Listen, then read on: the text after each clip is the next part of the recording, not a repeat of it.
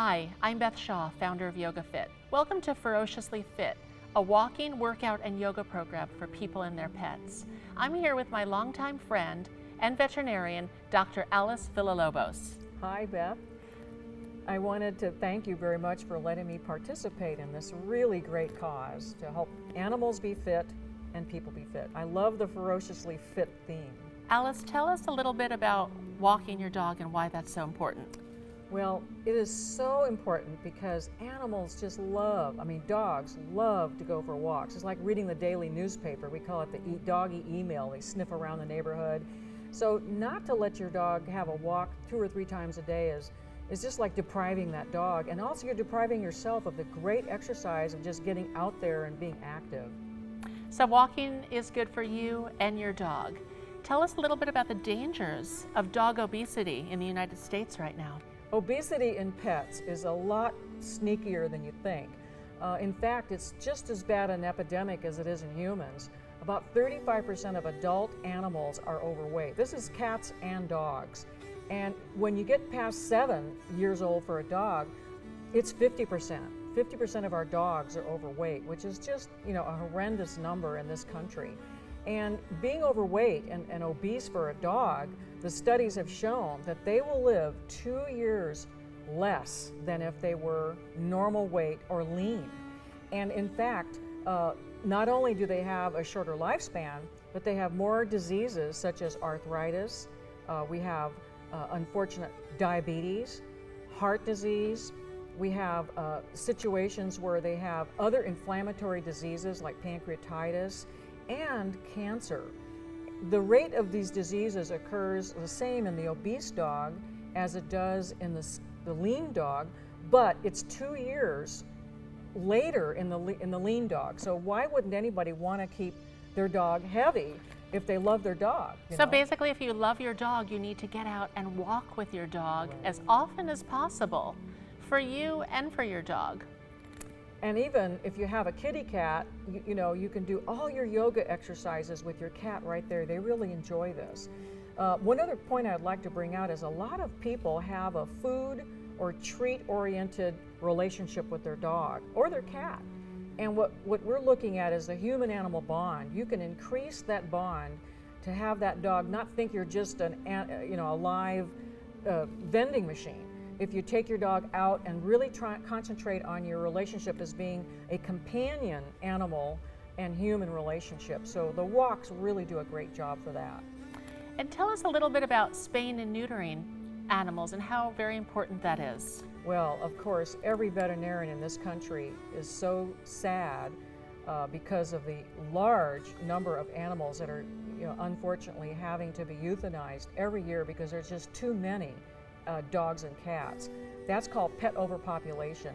And it happens kind of insidiously. People who do not spay and neuter their dog or cat, they'll often have a litter here and there, and it's kind of seems like, oh, that's okay, but multiply that by the millions and millions, and it shows that we're not being responsible. So a responsible pet owner will take a young cat or a young dog and have them spayed or neutered before they hit 6 months, because that's when their first cycle comes in. So it's so very important as a responsible pet owner for you not only to walk and exercise your pets, but also for you to spay and neuter your pets, and also to adopt and don't shop. In our shelters, in your local shelter, there are hundreds of dogs and cats waiting to be adopted. Dogs and cats that don't have a home.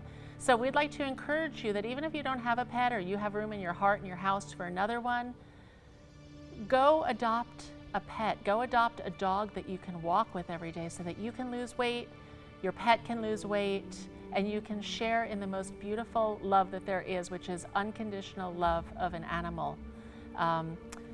Dog is God spelled backwards. So enjoy your deep agape type love for your pets.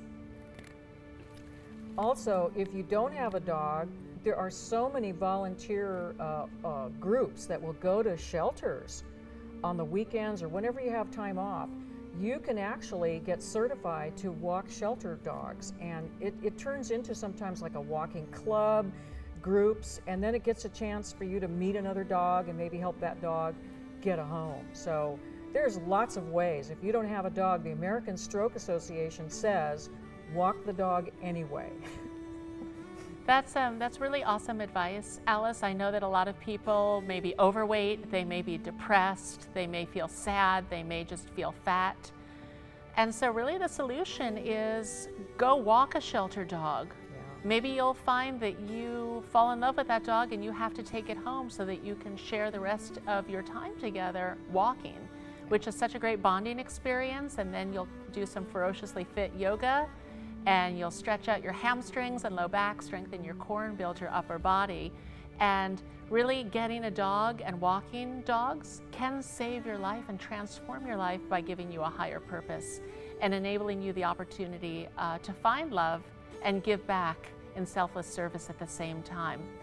Alice, is there anything else that you'd like to add? Well, when you talked about finding love, I think that's a wonderful thought, because I view pets, especially if you're like at dog park or just going down the Strand or down the neighborhood, so often, you know, we kind of have our own little shell we walk in. But if you have a dog with you, people will walk right up to you, and that dog is a social connection. And so many people I know that go to like dog park, even, you know, in fact, we want to discourage people from sitting at dog park. You got to walk around with the dog at dog parks so you can get your exercise. Dog parks are great places to meet nice people. Good people. Good really people. Great people. Dog people are good people. Oh yeah, and there's lots of stories about New Yorkers who, you know, like kind of like walk with blindfolds on, but when they go out with dogs, that serves as an okay, because people have a connection. So I just think that, you know, when you talked about love, not only do you have the love of your animal and the human-animal bond, but it's such a great social lubricant. You know, you can really ease into other things, and I think walking clubs are great. You can go to places like meet.com and just organize one. If your neighborhood doesn't have a walking club, you can make a walking club. And we know groups that have been meeting for 10, 15, 20 years. And believe me, they are such a support group, especially if your pet is sick or if your pet is, you know, passes on. Believe it or not, they're the ones that understand the human-animal bond, and you will never feel disenfranchised with your grief because other people understand. Thank you so much, Alice. Thank you for contributing to Ferociously Fit. You're welcome. A yoga, workout, and walking program for people and their pets. And may you continue to enjoy your walks and your YogaFit workouts with your dogs. Namaste. Thank you so much.